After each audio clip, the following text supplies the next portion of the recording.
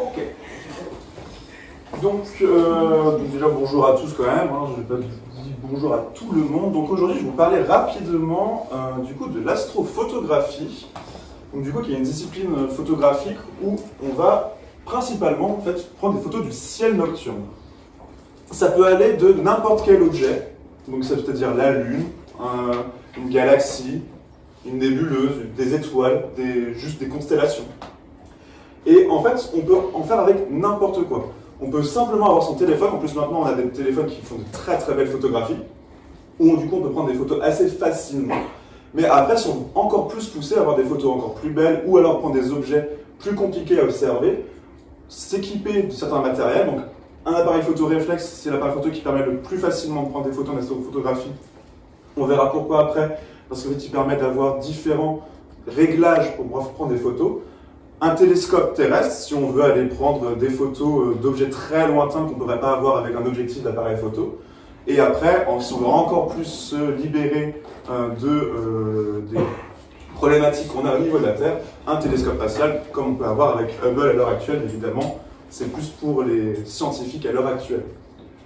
On a quand même deux principales disciplines au niveau de l'astrophotographie. On a le loisir, faire des belles photos, parce qu'on aime ça, on veut juste faire des belles photos.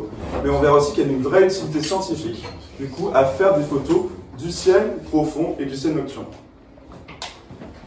Du coup, on va commencer assez rapidement par le fonctionnement de l'appareil photo. Parce que, mine de rien, avant de pouvoir faire l'astrophotographie, il faut savoir comment on fonctionne, savoir comment utiliser son appareil pour pouvoir faire la meilleure photo possible. Du coup, au niveau de l'appareil photo, on a trois réglages principaux qui vont servir pour l'astrophotographie. On a ce qu'on appelle la focale. La focale, c'est l'ouverture du diaphragme au niveau de l'objectif qui permet de prendre plus ou moins de lumière au niveau de la prise de la photo. En sachant que plus on va avoir une focale petite, plus l'objectif va être ouvert et plus en fait on va avoir un premier plan net sur une photo normale. Et derrière, si on ferme la focale, on va avoir moins de lumière, mais du coup on va permettre d'avoir un arrière-plan net par rapport au premier plan. À côté de ça, on va avoir la vitesse d'obturation, c'est-à-dire l'ouverture du clap de l'appareil photo. Sur un réflexe, en fait, on a deux miroirs qui fonctionnent. On a le premier miroir qui se lève, qui va découvrir le capteur de l'appareil photo, et un deuxième miroir qui va s'abaisser pour justement fermer l'appareil photo et arrêter la prise de lumière. Et en fait, la vitesse qu'on a entre ces deux, l'ouverture et la fermeture du miroir, en fait, on va avoir des millièmes de seconde. Donc c'est 1 seconde sur 1000. Donc c'est vraiment des vitesses qui sont très rapides, ce qui permet d'avoir un mouvement net. Par exemple, si on veut prendre une photo d'une voiture qui roule, on peut faire une vitesse d'obturation très, très faible pour justement avoir peu d'images qui arrivent. Mais par contre, après, si on veut faire des temps plus longs, on aura plus de lumière, mais par contre, une image qui est beaucoup moins nette si on a du mouvement.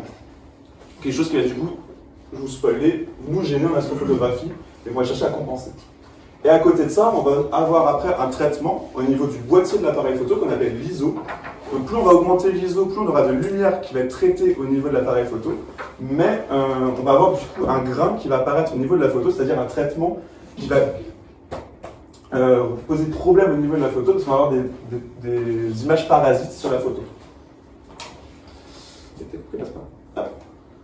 Du coup, en astrophotographie, on va se servir de tous ces paramètres pour justement avoir des photos les plus représentatives possibles. Du coup, on va avoir le temps de prise de la photo, on va vouloir un temps assez long.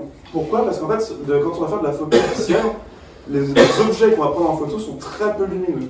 C'est assez contre-intuitif quand on sait que les étoiles sont vraiment les objets les plus lumineux qu'on puisse avoir dans l'univers. Et vu qu'ils sont très lointains, en fait, on a peu de lumière qui nous arrive. Donc il faut qu'on prenne un temps vraiment maximum pour justement prendre la photo et prendre le plus de lumière possible. Dans le même principe, du coup, on va ouvrir le diaphragme un maximum pour justement prendre les photos et avoir vraiment le plus de lumière possible. Cependant, vu qu'on va justement jouer sur ces deux paramètres-là, on va chercher à avoir l'ISO, donc le traitement du boîtier, le plus faible possible pour justement avoir le minimum de grain. Le souci par contre qu'on va avoir justement à prendre ces paramètres-là qui sont assez extrêmes au niveau de la prise de la photo, bah en fait on va avoir des problèmes qui vont apparaître sur la photo. On en a trois principaux qui vont apparaître. On va avoir le vignettage. Donc le vignettage, c'est en fait juste un assombrissement sur les côtés de la photo. C'est-à-dire qu'on va avoir vraiment le centre de la photo qui va être très net, très lumineux. Par contre, on va avoir vraiment le tour qui va être assez sombre, donc qui est à cause en fait de l'obturation de l'appareil photo. Pareil, à cause de l'obturation de l'appareil photo, c'est-à-dire l'ouverture du diaphragme, on va avoir des chromatismes ou des aberrations chromatiques. Donc en fait, les aberrations chromatiques, c'est des couleurs ou alors des halos qui vont apparaître autour de l'objet qu'on veut prendre en photo et qui va en fait déformer la couleur de l'image et de l'objet en question. Et à côté de ça, on va avoir un troisième problème qui est surtout lié à la rotation de la Terre, qui est le coma. Le coma, en fait, c'est juste une traînée de l'objet. Vu que l'objet va bouger en fait, pendant qu'on va prendre la photo et qu'on a un temps de photo qui est très long, bah, en fait, au lieu d'avoir un objet qui va faire des petits points, on va vraiment avoir une traînée vu que la lumière va continuer au fur et à mesure de la prise de la photo. Du coup, il faut qu'on essaie de régler ces problématiques-là lorsqu'on va faire de l'astrophotographie. Et pour ça, il y a plusieurs moyens. Tac. Ouais. Et avant de pouvoir vous montrer les moyens qu'on a, j'avais oublié, on va quand même parler de terrain parce que, en plus de la photographie et de la prise de la photo, on a différentes choses qui nous posent problème au niveau de la photo. C'est-à-dire qu'on va avoir des problématiques naturelles. Malheureusement, on est sur Terre, on a des choses qui nous font vivre sur Terre, la rotation de la Terre, qui va avoir l'atmosphère, et ça nous gêne sur la photo. Tic. Parce que dans un premier temps, la rotation de la Terre va nous créer des comas au niveau de la photo, des prises de vue qui sont assez longues, donc du coup, on va avoir des problématiques au niveau de la traînée des objets. Mais l'atmosphère va aussi filtrer malheureusement une grosse partie du spectre visible et du spectre lumineux pour justement pouvoir prendre des photos et avoir toutes les informations sur les photos qu'on va prendre. À côté de ça, malheureusement, l'humain a créé pas mal de problématiques aussi, donc principalement avec la pollution lumineuse. C'est-à-dire que nos villes éclairent le ciel nocturne énormément, ce qui nous crée en fait des halos orangés dans le ciel et nous bloque l'observation d'un maximum d'objets. Malheureusement, on ne voit qu'un centième du ciel nocturne quand on est dans une ville ou dans un village, on va dans un champ à côté de chez nous. On voit vraiment que très peu de choses. Mais à côté de ça, on a aussi la pollution du ciel. Aujourd'hui, on est équipé de téléphones, on est équipé d'ordinateurs, de Wi-Fi, de plein de choses qui nous paraissent une vie assez facilitée. En fait, tout ça, sur le ciel, en fait, ça va créer une énorme pollution. Donc là, par exemple, je vous ai mis une photo du système Starlink de Elon Musk qui est en fait un système pour rendre indépendant l'accès à la téléphonie et à Internet. Et en fait, chaque trait que vous voyez, c'est le passage d'un satellite pendant la prise de la photo. Et il y a même un autre satellite qui passe au milieu. Donc ça va vraiment créer des problèmes, surtout quand on va faire des photos d'objets assez lointains. Pour information, quand on fait une photo, c'est souvent 100 photos de 5 minutes qu'on va prendre. Quand on a une photo ou 20 photos qui sont gâchées par un passage en satellite, on a perdu une nuit entière à prendre des photos. Du coup, pour régler ces problématiques-là, comme j'ai dit tout à l'heure, on va avoir différents moyens. Donc, pour la pollution lumineuse, on va chercher à s'éloigner un maximum des villes, même des vallées de montagne. Il faut savoir que la lumière va rester dans la cuvette au niveau des vallées, donc elle ne va pas sortir, donc on va essayer de s'éloigner un maximum. Donc pour ça, comme je l'avais pu vous mettre avant, il y a des cartes de pollution lumineuse qui existent. Donc ceux qui vivent dans le centre de la France, vous avez de la chance. Par contre, dans le nord, nous, à cause de la Belgique, c'est une horreur parce que toutes les autoroutes sont éclairées et ça reflète vers nous. Pour information, Beauvais, qui est à une 60aine de kilomètres, est pollué par Paris. Donc on a vraiment des problématiques au niveau de la pollution lumineuse, ça va très très loin. Donc on va pouvoir s'éloigner de ça et après on va aussi voir des traitements numériques qu'on va pouvoir faire au niveau des photos, donc je vais vous expliquer juste après. Pour l'atmosphère, la seule solution qu'on a, c'est de se passer au flux. Donc nous, en tant que passionnés, en tant que loisirs, on ne va pas pouvoir le faire. Par contre, pour les recherches scientifiques, on va pouvoir utiliser par exemple le télescope Hubble pour justement aller voir des objets plus profonds et ne pas avoir cette barrière de l'atmosphère terrestre.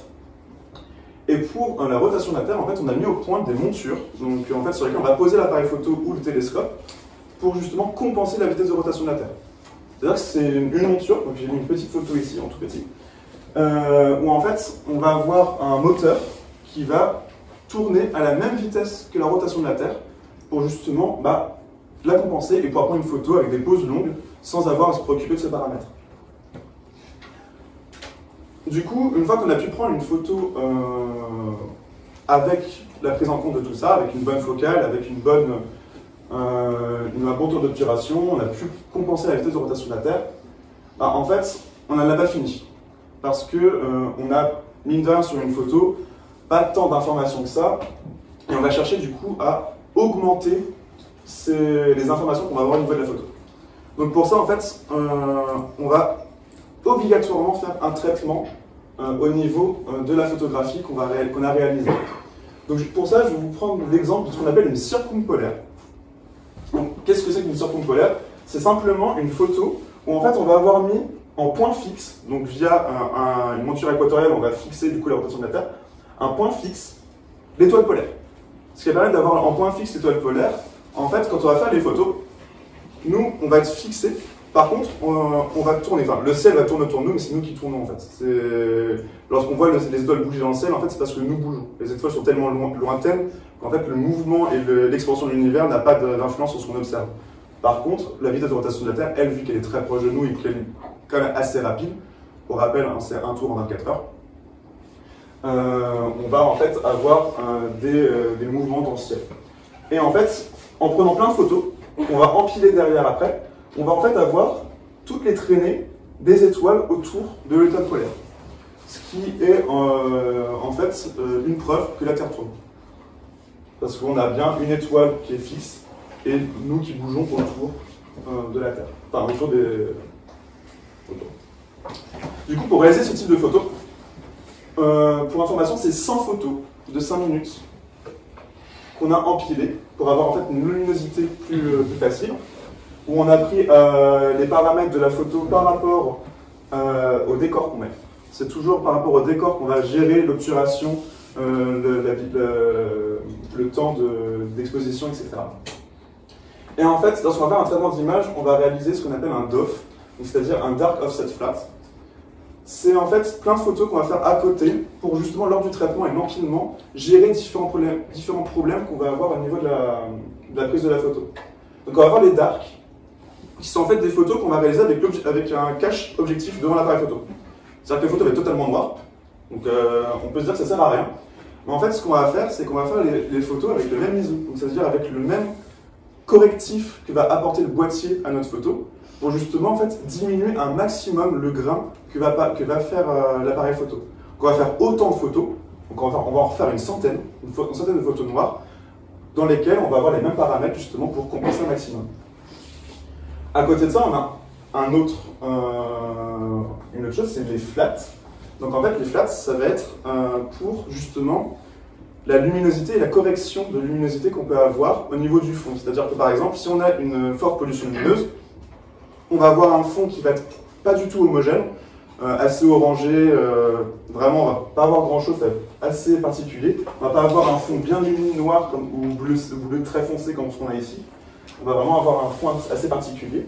Et en fait, on va faire 8 photos avec un écran, une tablette, un téléphone blanc dessus pour venir en fait compenser et rendre un fond uni au niveau de la photo. Et à côté de ça, en fait, on va avoir l'offset. Donc en fait, là, ça va plus être pour gérer ce qu'on appelle le bruit thermique, c'est-à-dire au niveau des changements de température. On est souvent en plein hiver, parce que le ciel est plus intéressant en hiver, à prendre des photos, donc on va avoir des changements à ce niveau-là. Pareil, avec les différents passages dans l'atmosphère, on va avoir différentes variations au niveau des longueurs et que justement on va essayer de corriger l'appareil photo. Et pour ça, en fait, on va faire des photos pareil avec le cache de l'appareil photo en noir pour justement réduire ce bruit, mais on va en fait changer l'ISO au fur et à mesure pour justement essayer de corriger un maximum, mais sans créer trop de bruit derrière. Donc on va en faire 8 à 100 au niveau de l'ISO et 8 à 800. En sachant que pour une photo qu'on va faire par exemple à cette luminosité-là, on va souvent avoir un ISO autour de 1600-2400, justement pour avoir un minimum de correctif au niveau de la lumière. Du coup, là, je vous ai surtout parlé des photos en rapport avec le loisir, comment faire des photos. Mais en fait, il faut savoir qu'il y a un réel intérêt scientifique à prendre de telles photos et à justement s'intéresser à l'astrophotographie. Parce qu'en fait, on aide, mine de rien, assez facilement les chercheurs. Il faut savoir qu'on a découvert pas mal d'objets grâce à des amateurs d'astrophoto qui ont pu prendre des photos d'objets et analyser ces objets, voir ce que c'était, et en fait, permettre de découvrir beaucoup de choses. On peut comprendre plus facilement notre univers via ce type de photos. Alors, soit réalisés par les télescopes, soit réalisés par nous-mêmes, pour justement prouver des théories, comme par exemple la rotation de la Terre, par exemple le rayonnement qu'on peut avoir au niveau de l'univers en général, avec les fonds cosmologiques. C'est des photos avec un certain rayonnement qu'on a pu observer.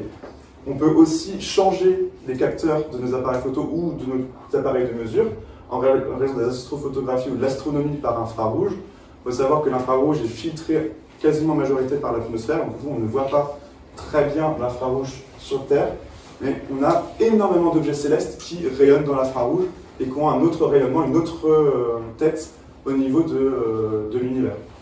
Donc en fait, on peut vraiment trouver des choses, on peut vraiment travailler et améliorer la recherche au niveau du fond lointain. Par exemple, Hubble a pu permettre une observation du fond cosmologique et prouver l'homogénéité de l'univers en montrant que plus on allait loin, on avait toujours la même chose, c'est-à-dire toujours des galaxies qui se répétaient, qui se répétaient, qui se répétaient, qui se répétaient. Donc voilà, petit mot pour conclure rapidement cet Aphnos Talk. Sortez, levez les yeux au ciel et prenez le temps d'y penser.